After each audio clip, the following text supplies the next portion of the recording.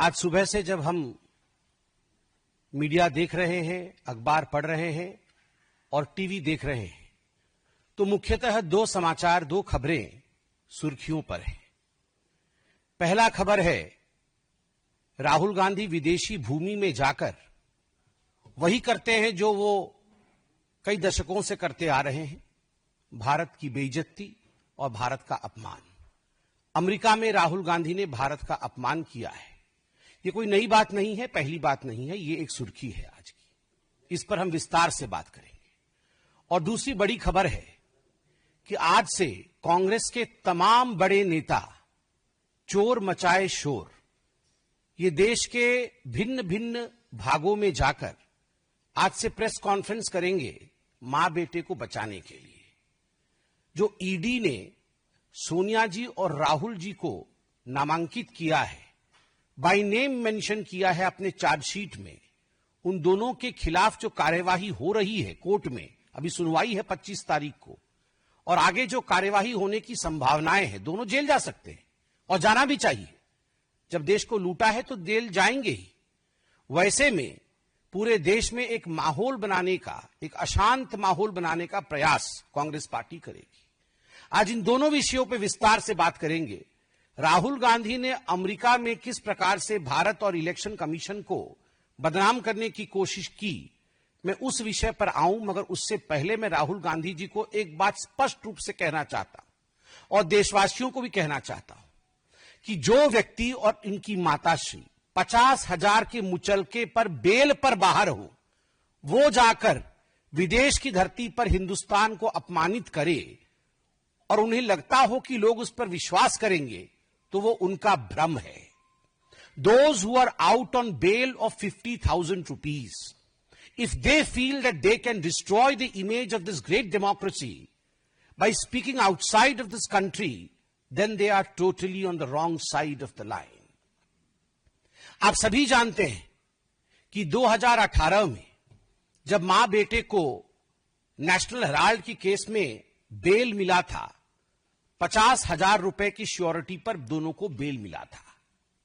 और जब यह बेल मिला था, उस समय एक जश्न भ्रष्टाचार बैंड बाजा के साथ मां बेटे बेल पाकर कोर्ट से अपने ऑफिस तक गए थे। तो उस समय भी हमने कहा था this is nothing but celebration of corruption, यह भ्रष्टाचार का जश्न है। और आज भी ब्लेटेंट जश्न मनाने की कोशिश कांग्रेस पार्टी कर रही है। मैं एजेएल के पूरे डिटेल में नहीं जाने वाला हूं, क्योंकि एजेएल और नेशनल हेराल्ड के केस को आप जानते हैं। हम लगभग अनेकों वर्षों से इसको लोकतांत्रिक तरीके से जनता के सामने रख रहे हैं कि किस प्रकार से मां और बेटे सोनिया गांधी और राहुल गांधी जी ने यंग इंडिया नामक एक कंपनी बनाई, जिसके कि 76% के दोनों स्टेक होल्डर थे। और 76% के स्टेक होल्डर होने के बाद नकली कंपनी से लोन लेकर 1 करोड़ का, डोटेक्स इंडिया से लोन लेकर मात्र 50 लाख रुपए दिया एजेएल को, जो कि होल्डिंग कंपनी है नेशनल हेराल्ड की, और 50,000 के एवज में 5,000 करोड़ की जो प्रॉपर्टी है एजेएल की पूरे देश भर में, उसका मालिकाना हक अपने पास ले लिया। शांति भूषण, मार्कंडेय, काटजू जैसे शेयर होल्डर को इससे दूर रखा गया, उन्होंने भी आपत्ति की थी। मगर विषय यह नहीं है जो कांग्रेस के खड़गे जी कह रहे हैं, चिदंबरम जी आज कहने वाले हैं और कह भी रहे हैं कि ना कोई संपत्ति बेची गई, ना कोई संपत्ति वहां से हिला, तो कोई गड़बड़ी हुई कैसे? गड़बड़ी यूं हुई कि ईडी की चार्जशीट चिदंबरम साहब पढ़े होंगे, वो पढ़ते तो हैं, मगर उन्होंने वो पोर्शन डिलीट कर दिया है। ईडी ने बहुत स्पष्ट रूप से कहा है कि ये जो प्रॉपर्टी है एजेएल की, चाहे वो बहादुर शाह जफर मार्ग पर हेराल्ड बिल्डिंग हो, चाहे वो लखनऊ में उनकी प्राइम लोकेशन पे प्रॉपर्टी हो, चाहे वो भोपाल में उनकी प्रॉपर्टी हो, कल माननीय अध्यक्ष जी हमारे आदरणीय जेपी नड्डा जी बहुत ही ल्यूसिड एंड सुंदर तरीके से हिमाचल प्रदेश में किस प्रकार से धांधलेबाजी चल रही है नेशनल हेराल्ड की, उस विषय को हिमाचल प्रदेश की भूमि पर ही रखा, चाहे हिमाचल प्रदेश की प्रॉपर्टी हो। इन सब प्रॉपर्टी, वो प्रॉपर्टी तो वही है, मगर ये प्रॉपर्टी को जरिया बना करके, इस प्रॉपर्टी को औजार बना करके प्रोसीड्स ऑफ क्राइम जनरेट किया जा रहा था। अब नेशनल हेराल्ड तो 2008 में छपना बंद हो गया, तो ये प्रोसीड्स ऑफ क्राइम कैसे बना, वहां से उगाई कैसे हुई? आप देखिए, एक बिल्डिंग है बहादुर शाह जफर रोड में, और एक अखबार वहां पहले छपती थी। तो इन्होंने क्या किया, बोगस एडवर्टाइजमेंट, हम नेशनल हेराल्ड में एडवर्टाइजमेंट देंगे और उस एवज में 38 करोड़ रुपया जो है ये मां बेटे ने ले लिया। 38 करोड़ रुपए मां बेटे ने लिया है बोगस एडवर्टाइजमेंट के लिए। क्या एडवर्टाइजमेंट? ना हम नेशनल हेराल्ड में एडवर्टाइजमेंट देंगे। जब लिस्ट देखा ईडी ने तो किसका एडवर्टाइजमेंट है?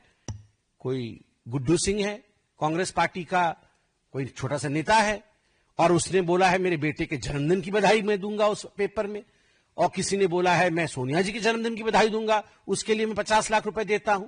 अरे जब पेपर ही छप नहीं रहा है तो एडवर्टाइजमेंट कहां दोगे? तो ये जो बोगस एडवर्टाइजमेंट है उसके नाम पर 38 करोड़ रुपया लिया है। ठीक उसी प्रकार बोगस डोनेशन, कि हम नेशनल हेराल्ड के लिए डोनेशन देना चाहते हैं, और कई लोगों ने डोनेशन दिया। एक बहुत बड़ी लिस्ट बना करके 18 करोड़ रुपए डोनेशन का जनरेट किया, मगर जब डोनर लिस्ट देखा गया तो लिस्ट ही नहीं है। किसने दिया भैया ये डोनेशन? जब अखबार ही नहीं छप रहा है तो काहे का डोनेशन? तो 18 करोड़ रुपए बोगस डोनेशन आपने लिया है। और बोगस एडवांस रेंट, बिल्डिंग है नेशनल हेराल्ड की बहादुर शाह जफर मार्ग पे, सबसे बड़ी बिल्डिंग है। हम रेंट लेंगे इस बिल्डिंग में, कल से हम यहां पर कॉमर्शियल एक्टिविटी शुरू करेंगे, यह करके लगभग अनेकों कंपनियों ने 38 करोड़ रुपए डोनेट कर, मतलब एडवांस रेंट दे दिया कि हम अगले महीने से वहां अपना कॉमर्शियल गतिविधि आरंभ करेंगे। मगर किसी प्रकार का कॉमर्शियल गतिविधि वहां नहीं है। जब चेकिंग किया गया तो ये जो 18 करोड़ रुपए का बोगस डोनेशन है, ये जो एडवांस रेंट है 38 करोड़ रुपए का, और जो 29 करोड़ का बोगस एडवर्टाइजमेंट है, ये सारे पैसे कहां गए? कुल मिलाकर के ईडी कहती है ये प्रोसीड ऑफ क्राइम्स जो है ये 988 करोड़ का है। ये 988 करोड़ का बोगस डोनेशन आखिरकार मां बेटे के जेब में गया है। तो मां बेटे को लगता है कि वो बच जाएंगे, तो गलत है। They are not going to be excused and they are not going to be saved. The law is going to take over and catch them. कानून के हाथ लंबे होते हैं, ये हमने सुना है, और होते ही है, ये नहीं छूटने वाले हैं। और यही फ्रस्ट्रेशन है, राहुल गांधी जी का यही फ्रस्ट्रेशन है कि आज वो विदेश की भूमि में जाकर भारत और भारत के महान लोकतंत्र को अपमानित कर रहे हैं, उसे बदनाम कर रहे हैं। बॉस्टन के ब्राउन यूनिवर्सिटी में उनका कोई लेक्चर होना है, वो लगभग 3 दिन की ट्रिप में यूएस पहुंचे हैं। और विडंबना देखिए, जब यूएस के उपराष्ट्रपति भारत में है, उस समय यूएस की भूमि में जाकर भारत को अपमानित और भारत के लोकतंत्र के खिलाफ कहना, यह आदत ऐसी ही है कांग्रेस पार्टी की। आप याद करिए, जब कॉमनवेल्थ हो रहा था उस समय भी यूएस में जाकर, और उस समय भारत में भारत के खिलाफ राहुल गांधी और उनके तमाम जो उनके नेतागण हैं वो कह रहे थे। राहुल जी अमेरिका में जाके इलेक्शन कमीशन को कॉम्प्रोमाइज्ड बताते हैं। वो कहते हैं कि महाराष्ट्र के चुनाव में जिस प्रकार का मतदान हुआ वो एक तरह से फर्जीवाड़ा था। महाराष्ट्र में भारतीय जनता पार्टी को और उनके अलाइज को जीतना नहीं था, और कहीं ना कहीं इलेक्शन कमीशन ने हमारे साथ समझौता किया। मैं राहुल जी से पूछना चाहता हूं, राहुल जी, झारखंड भी तो उसी समय चुनाव हुआ था, क्या आपने इलेक्शन कमीशन के साथ झारखंड में समझौता किया था? आप एक बार सोरेन जी से पूछिए, क्या उन्होंने समझौता किया था इलेक्शन कमीशन से? प्रियंका वाड्रा, उसी चुनाव में जो बाई इलेक्शन हुए थे, उसी समय उसी कालखंड में जो बाई इलेक्शन हुए थे, उस बाई इलेक्शन में वो जीत के सदन में आई पैलेस्टाइन का बैग टांग करके। आप बताइए, क्या प्रियंका वाड्रा ने रॉबर्ट वाड्रा की मध्यस्थता से इलेक्शन कमीशन के साथ कोई कॉम्प्रोमाइज किया तभी उसकी जीत हुई, या वो अपने मेहनत पर जीत कर आई? आप ये बताइए कि 240 सीट जब भारतीय जनता पार्टी को विगत लोकसभा 2024 के लोकसभा में जब हमें 240 सीट और आपको 99 सीट मिली, तो आपने पूरे देश में और सदन में भी डिंडोरा पीटा कि ये भारतीय जनता पार्टी की हार है और ये कांग्रेस पार्टी की जीत है। तो was the election commission compromise then? आपने ये जो जश्न मनाया था, क्या हम कॉम्प्रोमाइज थे? और ठीक उसी प्रकार महाराष्ट्र में लोकसभा में हमें 9 सीटें मिली और आपके गठबंधन को हमसे अधिक मिली थी। तो was the election commission compromise then by you? केवल इतना ही नहीं, आपने सामने बैठा करके सदन में अयोध्या सीट हम हार गए, इस प्रकार से आपने पूरा सेलिब्रेशन किया। क्या इसके पीछे आपका किसी प्रकार का कॉम्प्रोमाइज था इलेक्शन कमीशन के साथ? किस प्रकार से यह संभव हुआ? क्योंकि भारत में आज फ्री एंड फेयर इलेक्शन होता है, भारत में आज सजीव लोकतंत्र है, इसी कारण यह संभव हुआ। विदेश की भूमि में जाकर भारत पर इस प्रकार हमले करने वाला राहुल गांधी याद रखे कि वो 50,000 की बेल पर बाहर है, वो गुनहगार है, वो भ्रष्ट है, उसने चोरी की है, डकैती की है। नेशनल हेराल्ड का केस चोरी का केस नहीं है, डकैती का केस है। 5,000 करोड़ की प्रॉपर्टी का मात्र 50 लाख रुपए देकर और 440 करोड़ रुपए का इनकम टैक्स गबन करके उसे चोरी और भ्रष्टाचारी नहीं कहते हैं, वो डकैती होती है। मां बेटे ने डकैती की है और डकैती करने के बाद इनकी इतनी हिम्मत है कि विदेश की भूमि में जाकर आप हिंदुस्तान के लोकतंत्र के ऊपर उंगली उठाते हैं। राहुल गांधी, आपसे नहीं हो पाएगा हिंदुस्तान में राजनीति, तो जाकर के किसी और देश से चुनाव लड़िए, मगर जिस थाली में खाते हैं अगर उस थाली में आप छेद करेंगे तो आप देशद्रोही कहलाएंगे। You are a traitor. Rahul Gandhi traitor हैं, केवल इसलिए नहीं क्योंकि विदेश की भूमि में जाकर देश की संस्थाओं का अपमान करते हैं और देश के लोकतंत्र को हीन बताते हैं।